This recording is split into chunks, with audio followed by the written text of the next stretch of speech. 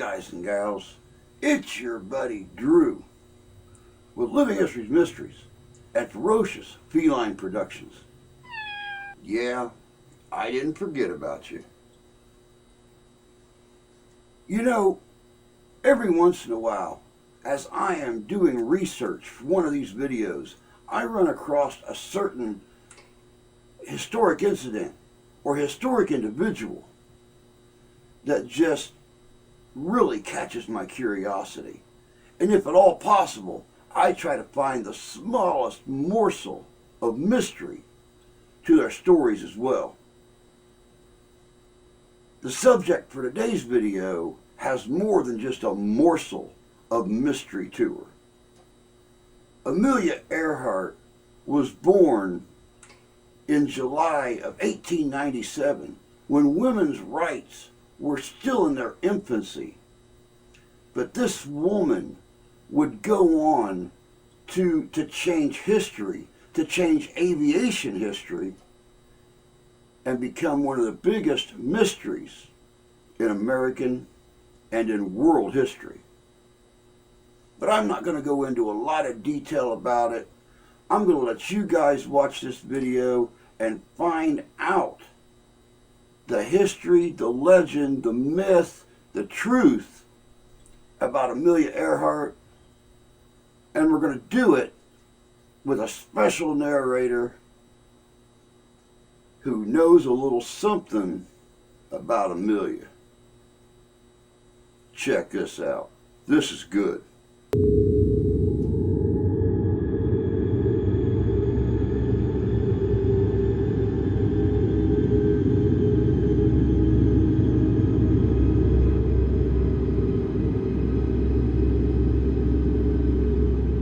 In May of 1927, Charles Lindbergh made history with the first non-stop transatlantic solo flight from New York to Paris. It was a sometimes harrowing 33-and-a-half-hour journey in the spirit of St. Louis that turned an unknown airmail pilot into a romantic hero overnight. In short order, Charles Lindbergh sold his story to publisher George Palmer Putnam. The memoir, titled We, chronicled the pilot's early life leading to the transatlantic flight and sold more than 650,000 copies. Lindbergh earned more than $250,000 from the book, which is about $3.5 million today, and became a household name. At the same time, George Putnam gained the reputation of a star maker. Not long after, and very much inspired by Lindbergh's daring feat, American steel heiress and aviation enthusiast Amy Phipps Guest set out to prove that a woman could make the flight too. She was reasonably well positioned to score this first for women. She had considerable wealth behind her and was married to the Right Honorable Frederick Guest, who was a member of the British Parliament, an international polo player, and the former British Air Minister. Amy leased a Fokker tri-motor plane and had every intention of making the flight herself, but was forced to abandon the plan when her family raised concerns. Amy had wealth and means, but she was not a pilot. Her original plan dashed, Amy came up with an alternative solution: use her wealth to sponsor the first woman to make the flight.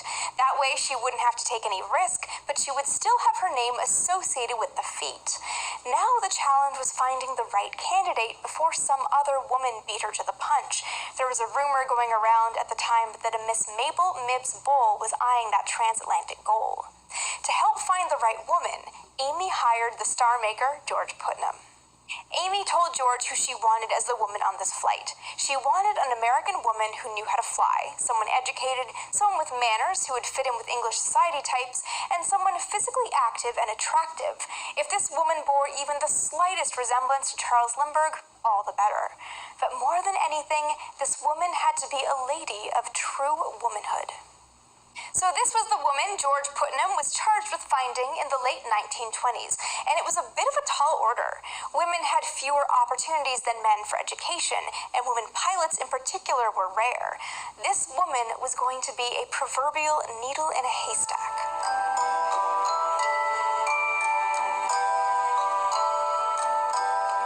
Born on July 24th, 1897, in Atchison, Kansas, Amelia was raised by her railroad lawyer father and heiress mother. It was her mother's family money that afforded Amelia the opportunity to attend the Augant School in Rydal, Pennsylvania in the late 1910s, but she left one semester shy of graduation to serve as a Red Cross nurse in the First World War in Toronto, Canada. It was here she was introduced to flying, watching the Royal Flying Corps training at an airfield in Toronto. Post-war and back in the United States, Amelia enrolled as a pre-med student at Columbia University, and more significantly, took her first plane ride in December of 1920 with World War I pilot Frank Hawks in California. With just one ride, she was hooked. A month later, Amelia began taking flying lessons from Netta Snook while working as a filing clerk at the Los Angeles Telephone Company to pay for the sessions. Before the end of the year, she'd earned her pilot's license, become the first woman to earn a license from the Fédération Aéronautique Internationale, bought a second-hand yellow Kinner Airster she called the Canary, and had flown in her first exhibition at the Sierra Aerodrome in Pasadena, California. Professionally, Amelia didn't stick with medicine, and she didn't pursue a career as a pilot either. Instead, she stayed true to her passion for helping people with a career in social work. Without any prior experience, she was hired as a social worker at Denison House in Boston, Massachusetts in 1925, a settlement house that predominantly served immigrants and the poor, with a focus on offering guidance to girls and young women. Amelia threw herself into her work and before long was appointed head of adult education programs, running classes and sometimes organizing clubs for neighborhood women. She meanwhile flew as an avocation as often as time and finances would allow. Even though it wasn't her primary work, she did manage to make a name for herself with a handful of records. Her first she secured in 1922 when she became the first woman to fly solo above 14,000 feet. That might seem like an odd record, but recall that there were so few women flying at the time, there were plenty of female firsts she could achieve. As the 1910s wore on, Amelia racked up just a few hundred hours in small planes, but she made good use of those hours. On rare occasions, she was able to marry her passion for her work with her love of flying. During one benefit for Denison House, she flew overhead, dazzling the crowd and making headlines. Amelia was at Denison House one afternoon in early 1928 when someone called wanting to speak to her. Surrounded as she was by children rushing in for games and classes, she brushed off the call. When the messenger told her the man on the phone said it was very important, she relented and went to the phone. The voice on the other end belonged to New York Times correspondent Hilton H. Rayleigh, calling on behalf of George Palmer Putnam. He asked her if she would like to fly across the Atlantic. Without hesitation, she answered yes.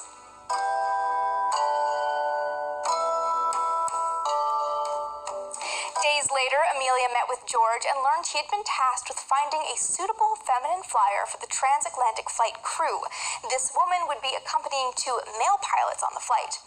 Intrigued as she was at the prospect of crossing the Atlantic, she was quite put off by George. She didn't like him. He was brusque and left her feeling somehow discomforted, and the whole business of the transatlantic flight felt odd. She went through multiple rounds of interviews, and not much of it seemed concerned with her flying background. She was instead acutely aware that they were looking for a woman rather than a pilot, and that if she lacked any specific trait, she wouldn't get the flight. But at the same time, if she was too gallant or outgoing, the men she'd be flying with might be inspired to get rid of her by punting her from the plane and letting her drown. Finally, the verdict came back. Amelia had the right attributes. The flight was hers if she wanted it, which she did. After weeks of preparation and days of delays, the plane christened Friendship lifted off from Trepassey Harbor in Newfoundland on the eastern coast of Canada. Co-pilots Wilmer Bill Stoltz and Louis Slim Gordon did the flying, while Amelia kept a log of the trip. When the trio landed at Buryport, South Wales, after 20 hours and 40 minutes in the air, Amelia was the one making headlines, thanks to George Putnam. As he had done with Charles Lindbergh, George published Amelia's story as a memoir. The book, 20 Hours, 40 Minutes, captivated readers. Amelia became America's newest romantic heroine, even though, by her own admission, she'd been a passenger aboard Friendship and about as useful as a sack of potatoes. Nevertheless, her celebrity grew in the months and years that followed, thanks in large part to George's aggressive promotion. She toured in support of her book and gave speeches across the country, and before long, sponsors came in spades. athletes. She became the face of women's clothing and sportswear, luggage, and even, briefly, Lucky Strike cigarettes. Her penchant for masculine-inspired clothing, which was very vogue in the 1920s, coupled with her slight resemblance to Charles Lindbergh, earned her the moniker of Lady Lindy. Amelia became synonymous with the idea of female flyers, and eventually a business unto herself. But true to her passion for service, she sought to use her fame for good. Among her most enduring acts was founding the 99s in 1929, a sorority of female pilots so named because there were 99 licensed women aviators present at its creation. The whole ecosystem around Amelia now allowed her to fly full-time. Endorsements funded further flights, and George organized her routes to make sure any stops doubled as publicity appearances. He was her promoter, booking agent, manager, publisher, and in 1931 became her husband. It wasn't until 1932, though, that Amelia actually achieved the feat she'd become famous for. 3 years after sitting as a passenger on a transatlantic flight, and after all the fame, she finally crossed the Atlantic Ocean alone. I mentioned earlier that I started really digging into Amelia because of her friendship with Jackie, so let's do a quick introduction to another notable aviatrix.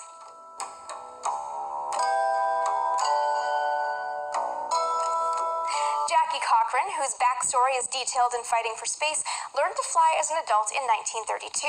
She quickly became a known name in flying circles with some help from the man in her life. Her beau at the time, whom she'd marry in 1936, was Floyd Bostwick Odlum, the wealthy financier. Where Amelia had sponsors funding her flights, Jackie had Floyd. His financial support enabled her to achieve some incredible feats. In 1934, Jackie was the first woman to enter the MacArthur race from England to Australia, but she was forced to withdraw for technical reasons in Bucharest, Romania. Jackie was a known name, but hadn't yet secured any records or significant accolades. In her personal life, Jackie and Floyd were living between their growing ranch house in Indio, California, and their apartment in Manhattan. Jackie was in her Manhattan apartment one day in 1935 when the phone rang. It was her friend Paul Hammond inviting her to dinner, and inviting her to meet a very special guest, Amelia Earhart. Jackie walked into the Hammonds' dining room that evening and finally met the woman whose fame she so envied. The two women were opposites in a lot of ways. While Amelia was tall, slim, good-looking, and formally educated, Jackie was 9 years younger, shorter, had a fuller figure, and remained incredibly self-conscious that her own formal schooling had stopped after the 2nd grade. While naturally quiet, Amelia preferred addressing crowds from behind a podium, Jackie craved being at the center of attention. Despite their outward differences, Jackie and Amelia quickly realized that they were very like-minded women. They were the emancipated daughters of the suffragettes, the first generation of women for whom having a career and having a husband weren't mutually exclusive. Career freedom had imbued both women with a feeling that the whole world was open to them, aided by the men in their lives who facilitated their flying rather than resenting them for their public success. And they were both successful in the male-dominant world of flying. They even dressed alike, often eschewing dresses for slacks, though each was still very feminine in her unique way. The two pilots immediately became fast friends. Not long after that first meeting, Jackie and Amelia met for lunch, and soon after that, Amelia invited Jackie to fly west to California with her in her brand new Lockheed Electra. The trip was set by weather delays, but far from breeding tensions, the extra time together cemented Jackie and Amelia's friendship and even revealed an almost magical rapport. Their conversations ran the gamut from politics to religion to science to personal matters. They discovered their flying strengths were complementary rather than competitive. Amelia favored distance records while Jackie was in pursuit of speed challenges. They even found they had a shared interest in extrasensory perception. As a quick sidebar, Amelia commemorated the flight with a gift. She gave Jackie a copy of her book, The Fun of It, inscribed, "In memory of an electra jaunt across the continent." That book is now part of my own personal collection. Okay, let's get back to the interesting ESP aspects of their friendship.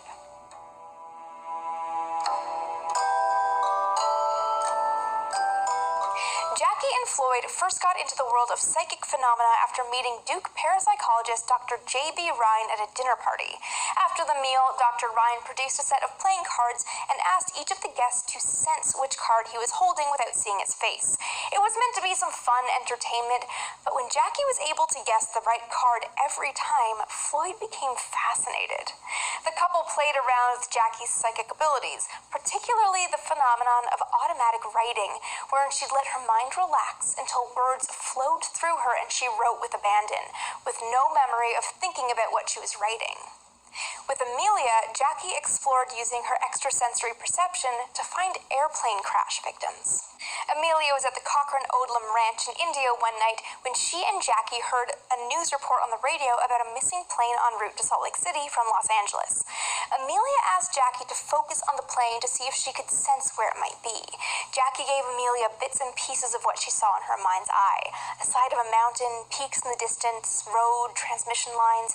Being a pilot, she saw these landmarks as though from the air, and after conferring with a friend who knew the area well, pinpointed where she felt the wreckage might be.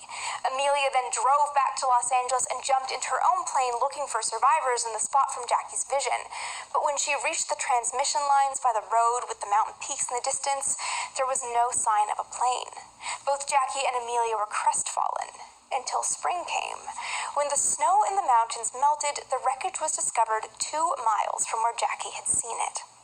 Jackie's intuition proved strong with aircraft, and in particular with Amelia's planes. One night, while she and Floyd were driving into Palm Springs from the ranch, she was hit with a flashing vision of a fire in one of the engines in Amelia's plane. She saw that it wasn't serious and that ground crews were already dousing the blaze. Later that night, she and Floyd heard the news of Amelia's fire on the radio. The next morning's newspapers held the full account, and it lined up with Jackie's vision.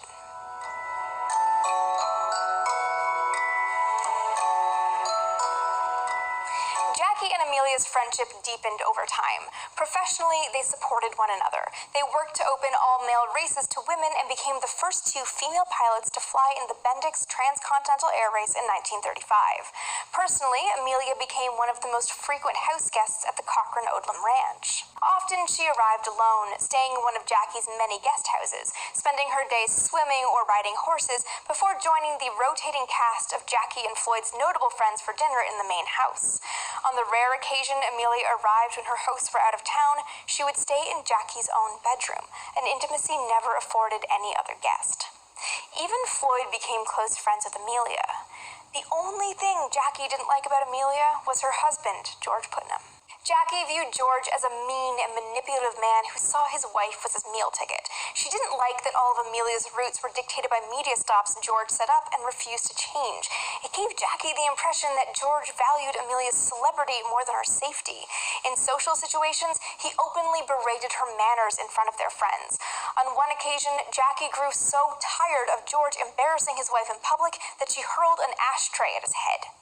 In early 1937, George was working on his latest idea for Amelia, an east-to-west circumnavigation around the equator. Half a dozen men had done it already, but Amelia would be the first woman. The whole thing worried Jackie. She knew Amelia was a good flyer, but also knew her limitations. Circumnavigation was a weeks-long endeavor that demanded complicated and precise stellar navigation while flying over vast bodies of water, and navigation wasn't Amelia's strong suit. She would be wholly dependent on a hired guide, and Jackie was very concerned that if the guide failed, Amelia wouldn't be able to correct the error to save herself.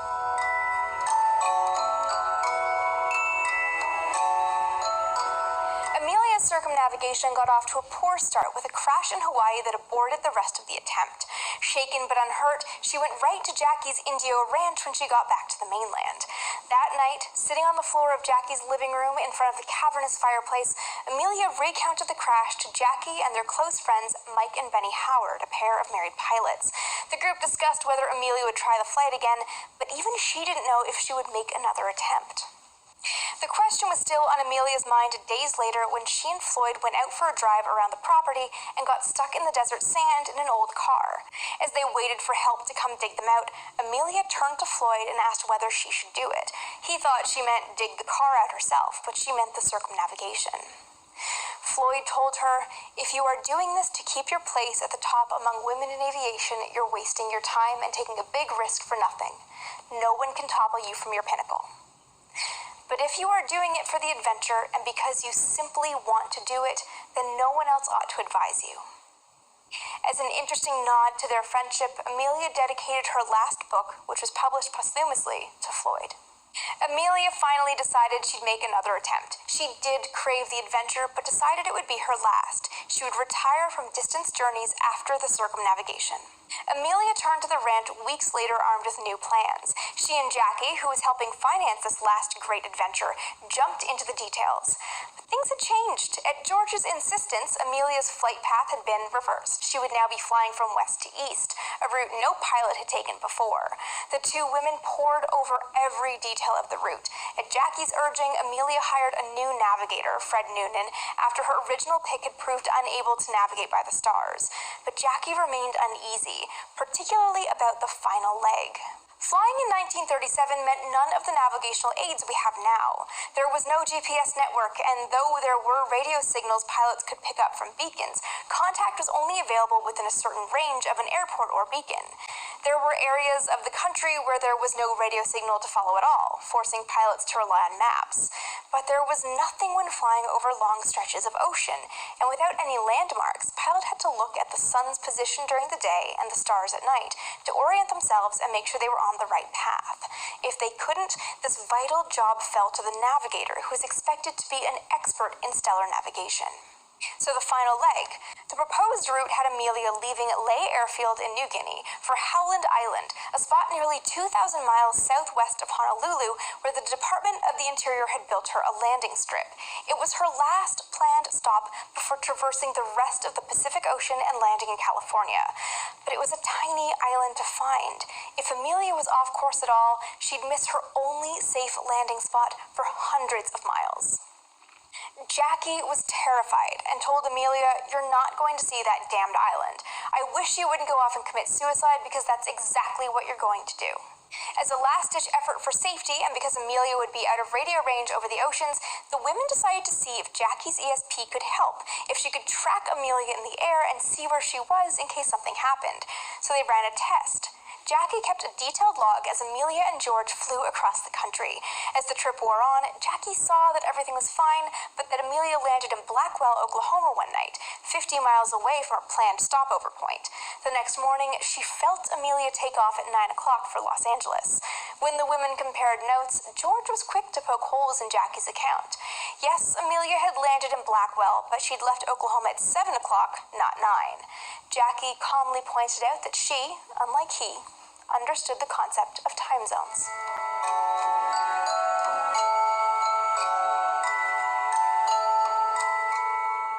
On June 1st, 1937, Amelia took off from Oakland, California.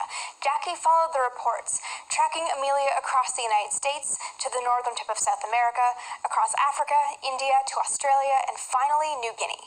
When news reached America that Amelia hadn't reported in from Howland Island, Jackie had a powerful intuition about her friend's fate. It was just like when she and Amelia had focused on finding crash sites. Concentrating hard, Jackie could see Amelia in her mind's eye, floating along in the ocean on the wreckage, saw that she was fine, but that Fred Noonan had hit his head and was in bad shape. Jackie's vision of Amelia persisted for 3 days before the feeling faded. When the image of Amelia vanished, Jackie went to church and lit a candle for her friend's soul, which she knew had gone off on a journey of its own. The scant data from Amelia's flight more or less lines up with Jackie's vision. So let's take a quick look at what we know. There was a plan in place for Amelia to talk to a Coast Guard ship, the Itasca, which would guide her to Howland Island.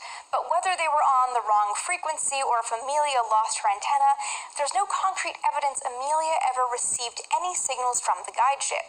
But the Itasca heard her. Amelia's signal grew stronger as she got closer to Howland Island. At one point so strong, the ship's operator thought she might be right overhead. But she was nowhere to be seen. The messages continued coming in, growing increasingly frantic. "We must be on you but cannot see you," she radioed. "Gas is running low." Her last message said she was flying on a line 157 southeast and 337 northwest, but didn't say where she was heading. Then silence. The Itasca went out in search of the wreckage and was soon joined by the battleship Colorado and the aircraft carrier Lexington. Airborne searchers joined too, but no one saw any debris or indication of a downed plane. The simplest explanation is that she crashed and sank. This fits with rescue ships not knowing exactly where she was when contact was lost, as well as Jackie seeing her floating before finally feeling her soul slip away. But the lack of tangible evidence, coupled with her status as the foremost woman flyer, has opened the story to tantalizing possibilities. The world was following her progress, so of course the world wanted a definite answer as to what happened. When no firm answer surfaced, the world started putting forth its own theories.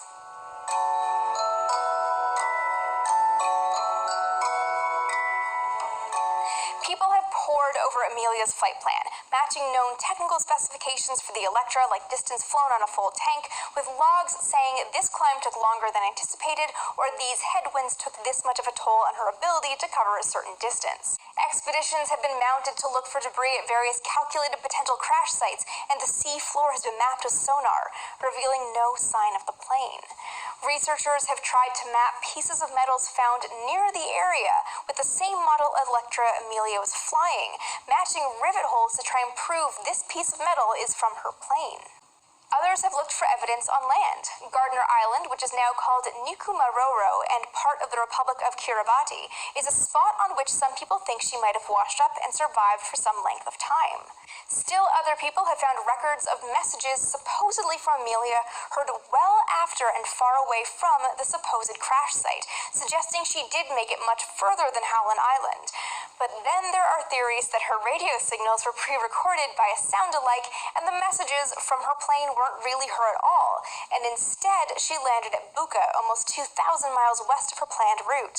This fed into a theory that she was on a secret government mission, and somewhat into the even stranger theory that her crash was planned so the U.S. Navy, in searching for her remains, could map the area without arousing suspicion.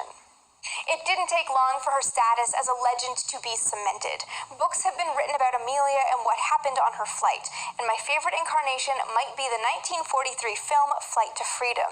It was based, theoretically, on a screenplay George Putnam wrote about his wife's final flight, and produced by RKO Pictures, which Floyd and Jackie owned. The star, Rosalind Russell, was also a good friend of Jackie's. Which ties nicely into where this topic started for me. It's interesting that Amelia wasn't as good or as decorated a pilot as Jackie, who held more records than any pilot of the 20th century when she died, but her legacy is so much bigger. Granted, Jackie had more years in which to break barriers and records than Amelia, not to mention she had the benefit of flying in the early jet age, which allowed her to secure records at a unique time in aviation's history. Nevertheless, it got me thinking about why Amelia's legacy has been so much more enduring than her friends.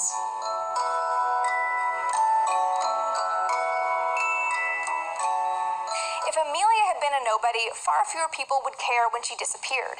An unknown pilot dying taking on a big record flight would probably only garner mild news coverage, especially in 1937, I'd say.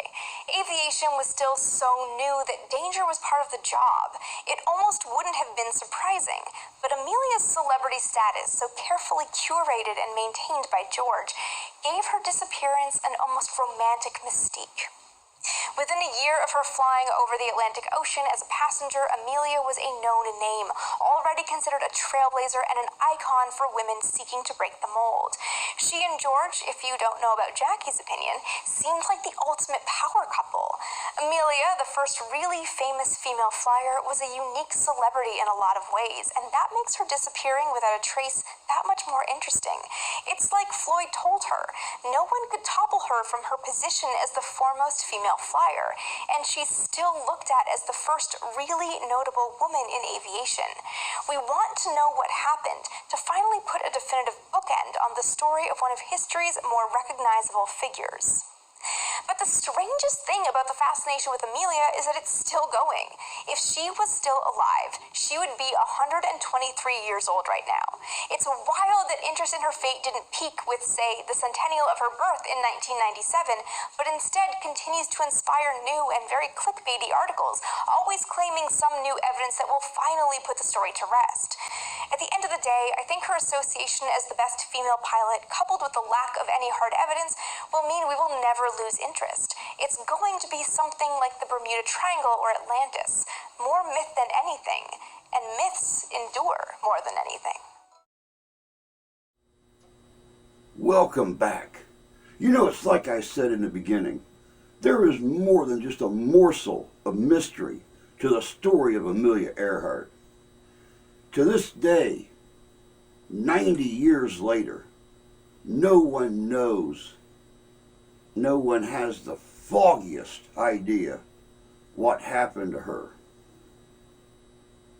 The radio transmissions were received by the Coast Guard ship, the guide ship that was helping her on the last leg of her journey. But whether or not she received any messages from them, we'll never know. And what about that extrasensory connection that was told time and time again that existed? And the dreams, the visions that were had by Amelia's friend. Sometimes it's those mysteries that draw us in and give us a chance to learn a little more about history. Where would life be without those unanswered questions? Where would life be without those mysteries? Wouldn't be near as exciting, and it wouldn't be as near as interesting to do the research. But that's all I got for you guys today. As always, take care of yourselves. Take care of each other. God bless you. God love you. We do. And happy flying.